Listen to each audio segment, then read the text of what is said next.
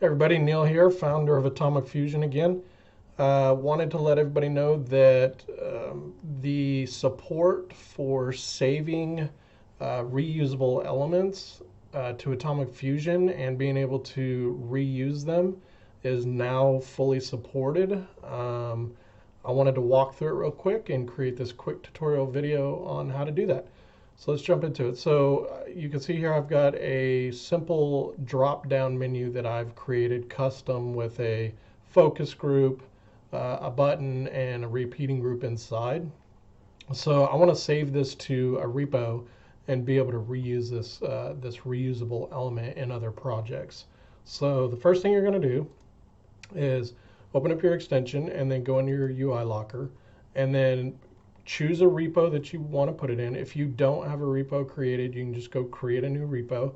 I'm not going to show you how to do that. That's in another video. So I'm going to go ahead and choose my private repo. You can see these are public, so I don't want this going public. So I'm going to go ahead and open up this repo here. And then I'm going to come over here to my canvas and copy this reusable element. And the way you do that is head over to your element tree and make sure that you highlight the very top element, which is the page itself or the reusable element itself.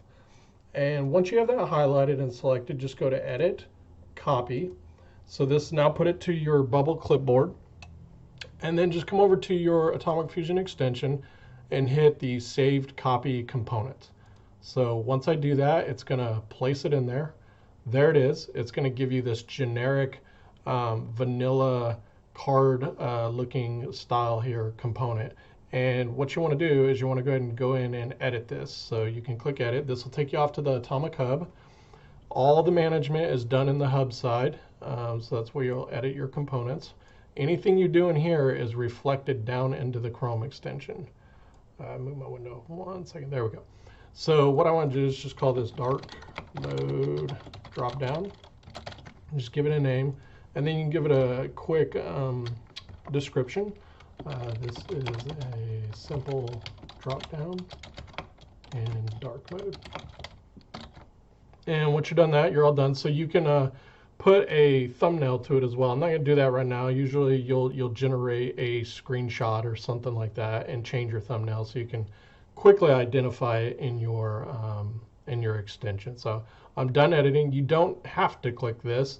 Everything is auto binded here, so it's saving and syncing down to the extension real time. So, but I'll just done editing. So there's the component. I did not change the default thumbnail, but you can do that. And then go back to your editor and you'll see that the changes are reflected here in your extension. So now you have this to be able to use in any project that you see fit. So to use it, you'll just go to whatever page or wherever you want to implement this, and we'll just do a view. We'll view this component. In the future, I'm going to have probably an area here where you have a description and requirements. Once you get hundreds or even thousands of components, you're going to want to remind yourself what this is, and maybe it requires a plugin or something like that. But for now, it's pretty plain Jane. This would normally be a screenshot of your thumbnail there of your component. So to use this, we just copy component is copied, and then just you can close this, keep it open, and then just wherever you want to put it on your canvas, just right click, paste.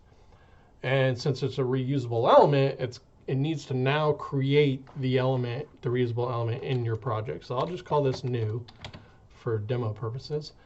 And it should create the element now. So there it is. There's the new reusable element. So I'll go back to my page, and then I want to use that. So I'll just go down to my reusable elements, and I will select that, and I will just drop it in here, preview it, and there you go. So it'll be a good thing for you. I got some sizing things here, but it's just demo. It'll be a good thing for you.